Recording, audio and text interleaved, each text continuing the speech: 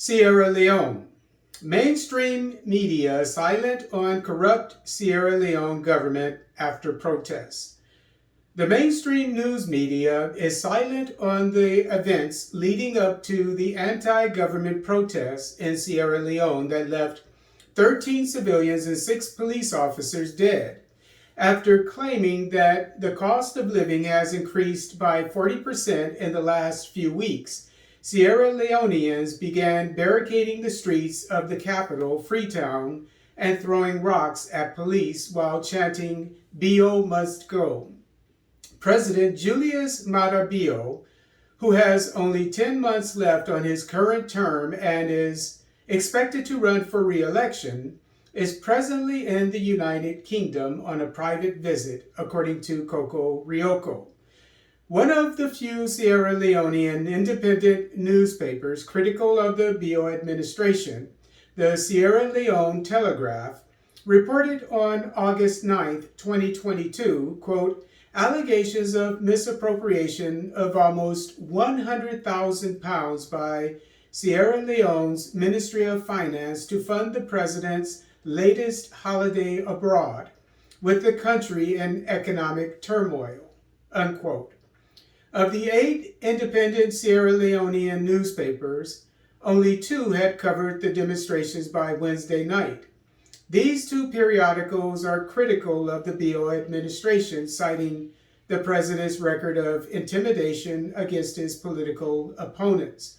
For instance, Coco Rioko reported how a few months after Bio was elected president in 2018, the State House ordered the National Police to forcefully remove 10 opposition All People's Congress MPs from Congress, seriously beating them in the process, so they could be replaced with 10 MPs of the ruling Sierra Leone People's Party. All 10 of the Sierra Leone People's Party MPs who replaced the duly elected All People's Congress MPs were defeated later in 2018 in the general elections. Coco Rioko also reported that in July 2022, a group of thugs believed to be associated with Bio's Sierra Leone People's Party entered the House of Parliament and stoned opposition MPs, causing serious injuries. Meanwhile, after the deadly protests, Amnesty International urged the Bio administration to, quote, protect the right to peaceful assembly, unquote. Mali. Germany suspends UN mission in Mali after plane is diverted. After ensuring that German aircraft would have flyover rights over Malian territory as late as Thursday, August 11, 2022, the German government claims that one of its planes carrying 75 peacekeepers was denied use of Malian airspace the following day, on Friday.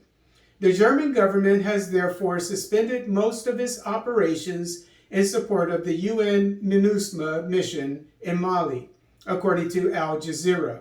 The Malian government denies the accusation nonetheless, stating that Germany is, quote, rather invited to comply with the new mechanism for approving rotations for national security imperatives, unquote.